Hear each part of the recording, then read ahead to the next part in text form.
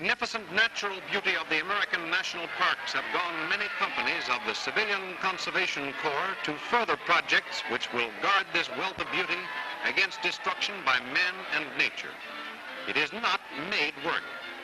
Since it came into existence in 1916, the National Park Service has set up long-range plans for the preservation and enjoyment of the parks. And the coming of the Conservation Corps immediately presented the service with a strong, young force to put these plans into action. Atop the purple high country of North Carolina and Tennessee lies the Great Smoky Mountains National Park. 300,000 acres of southern highlands wilderness, which an act of Congress gave national park status in 1933. National parks are not built. God did that in the beginning.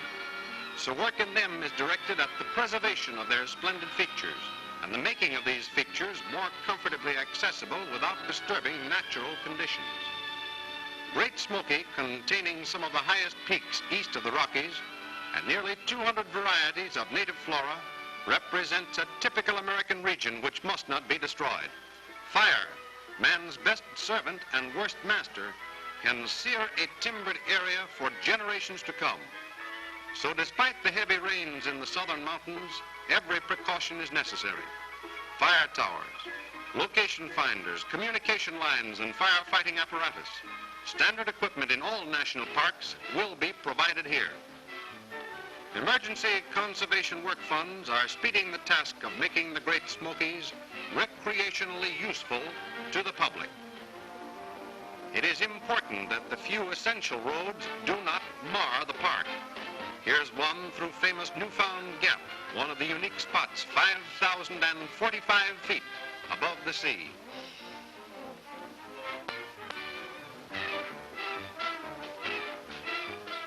Sometimes retaining walls are 100 feet high. Heavy stone parapets give travelers a sense of security in high places.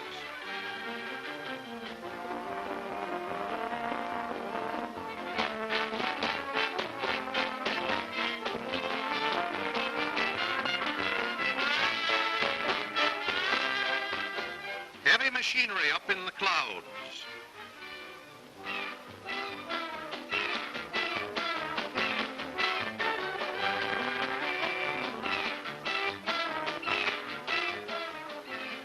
Sure-footed mules lead the way.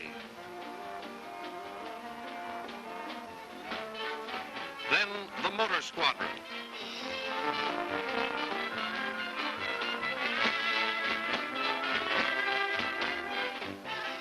The winds and sleet of the winter storm, the backs of many trees.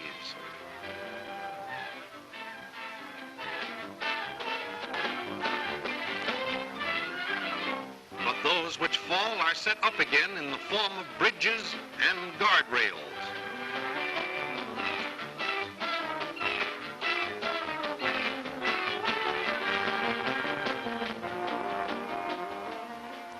Stone and rustic construction are trademarks of the Conservation Corps.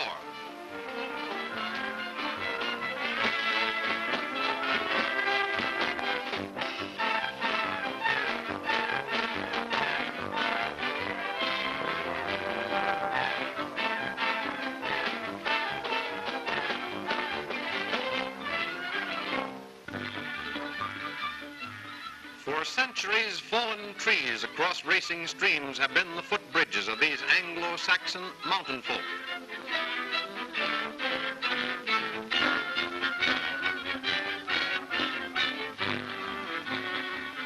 Development plans in Great Smoky blend with this early custom.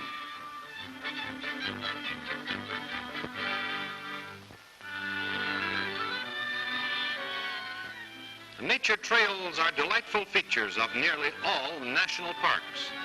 In their construction, care is taken not to harm the natural surroundings.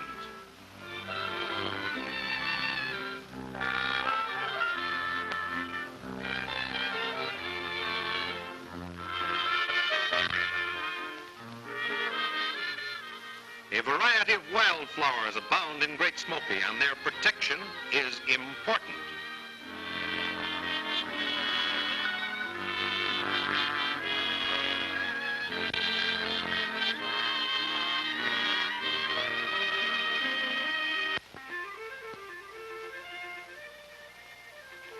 In national parks, hunting is outlawed, but controlled fishing is permitted, and in the streams of the southern mountains, trout are plentiful.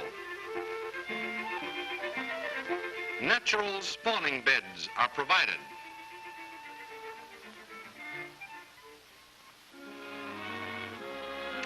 National parks have distinguishing features. In the Great Smokies, there is being preserved a record of the life and customs of some of the most interesting of the early American pioneers. Colonists looking for a new and quiet land pushed south and west from the Atlantic and settled in these mountains. Travel was difficult in those days, and change is still slow. The southern mountain folk retain the pure Anglo-Saxon influence in their songs, legends, and characteristics of speech. In the peaceful valleys and coves, it is not unusual to find cabins and other farm buildings which were erected 200 years ago. The breadth and thickness of the timbers is mute testimony to the labor of some pioneer in erecting them. These timbers were fashioned from forest giants, and only crude hand tools were available. The American educational system in the raw. Initials were carved on these desks by the children of pioneers.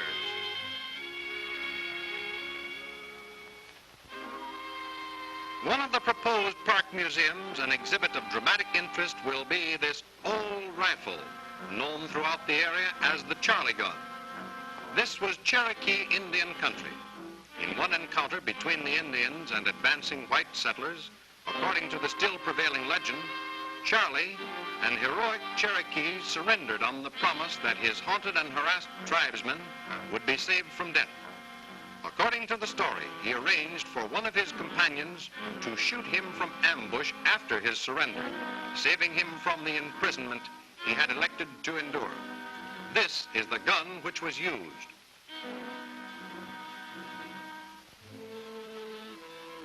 The Act of Congress establishing Great Smoky Mountains National Park prohibited any direct appropriations for development until such time as certain commitments had been fulfilled by the original owners of the land. But when the Emergency Conservation Work Program was undertaken, it was found possible to assign Civilian Conservation Corps units to much of the preliminary and important work which needed to be done. At times, there have been as many as 15 Conservation Corps camps in the park, with a working force of approximately 3,000 men.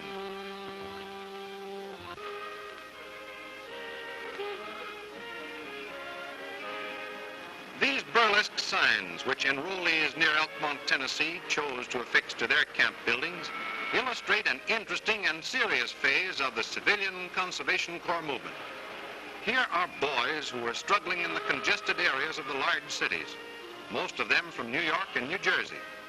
They knew their 42nd Street and Fifth Avenue, their Riverside Drive, and their metropolitan hotels. But these national institutions had not added much enjoyment to their lives. They didn't know the great outdoors, where perhaps the greater opportunities for their future may lie. The Corps transported them physically and transformed them mentally. They're happy, healed, and saved for better days. They're paying their way with manual service and making an important contribution to the health and happiness of millions now living and still more millions of the future. In their leisure time, a well-organized educational program, which is a part of the Conservation Corps movement, is using their magnificent surroundings as a university campus with inspirational values which scarcely can be surpassed. Practical knowledge more applicable to present-day needs than any they have acquired before is being given them. And they look to the future with high hopes and high chins.